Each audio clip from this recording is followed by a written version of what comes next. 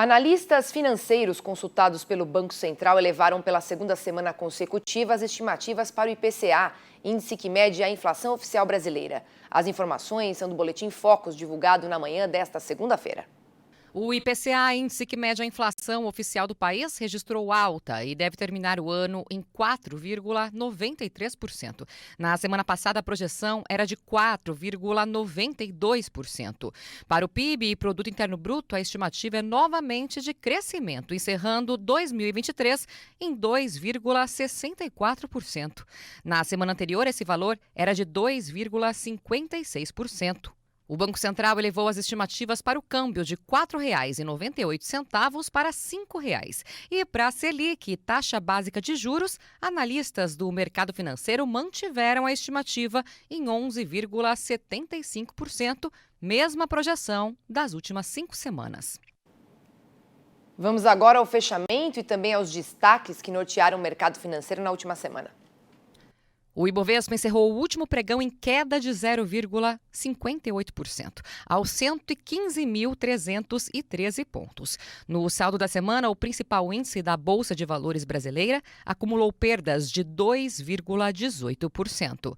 O dólar comercial fechou o dia com leve recuo de 0,12%, negociado a R$ 4,98. No balanço semanal, a moeda norte-americana soma alta de 0,84% frente ao real.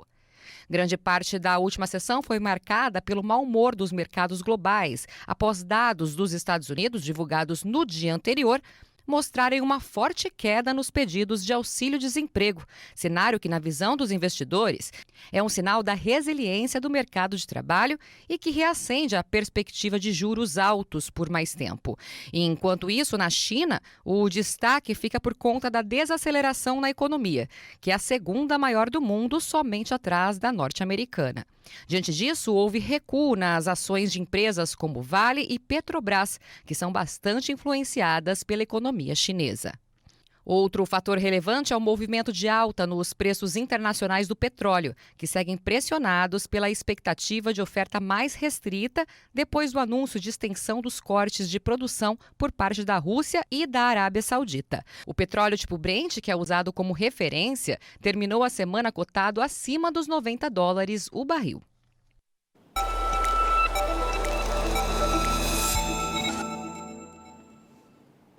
E quem atualiza as informações da agenda econômica da semana é o economista-chefe do PicPay, o Marco Caruso. Olá, Marco, bem-vindo aqui mais uma vez ao Mercado e Companhia. Boa tarde, obrigado. Marco, queria começar te perguntando sobre os principais eventos da agenda econômica nesta semana. É contigo. Pois é, uma semana carregada aí, lá fora e aqui. Lá fora, por exemplo, antes da reunião do Fed da semana que vem, a gente tem ali os últimos dados ali mais importantes de atividade, inflação nos Estados Unidos, então, para ver se eles batem o martelo, o que eles querem fazer. Aparentemente, eles não sobem mais os juros, mas enfim, vamos ver os dados, né? A gente também tem, falando de juros ainda, o Banco Central Europeu se reúne aí sim essa semana. Acho que por lá o negócio está mais complicado, a inflação está mais salgada, mas a atividade está mais fraca. Mesmo assim, juntando tudo, parece que eles vão subir de novo os juros na Europa. E tem China com uma batelada, todas a sequência de dados mensais ali, de produção industrial, vendas no varejo, etc., prometendo aí uma certa recuperação, mas enfim, lá o negócio está um pouco mais devagar, né, na subida. E aqui no Brasil, a gente termina aí os dados de atividade de julho, confirmando aparentemente uma certa perda de ímpeto, né, depois daquela surpresa positiva com o PIB do segundo TRI.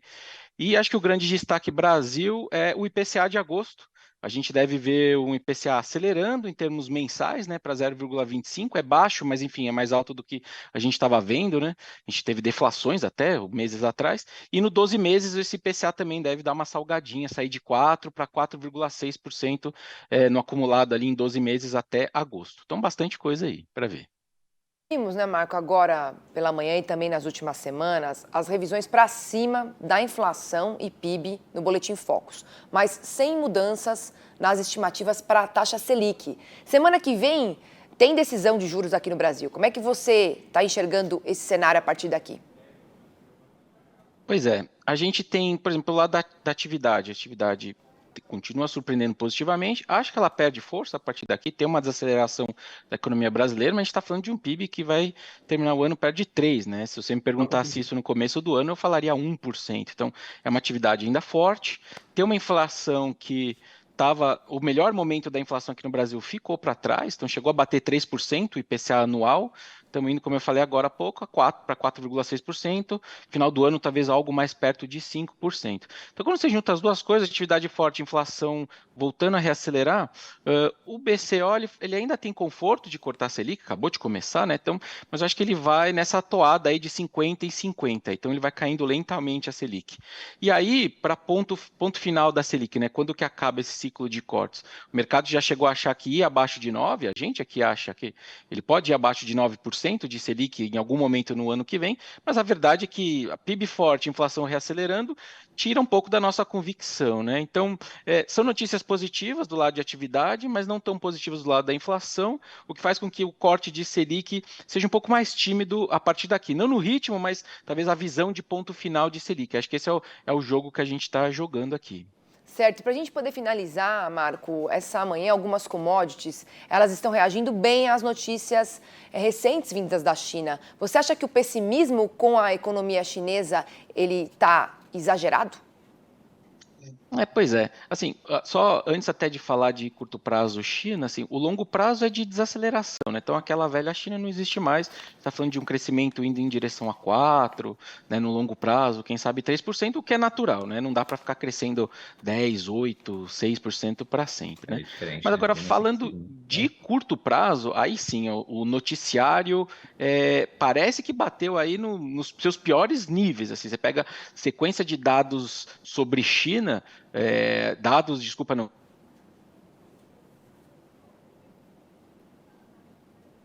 Vocês me escutam? Agora sim, agora estou ouvindo. Pode ok. continuar. O curto prazo, realmente, noticiário negativo, aí parece que bateu os seus piores níveis, né? Uma visão negativa.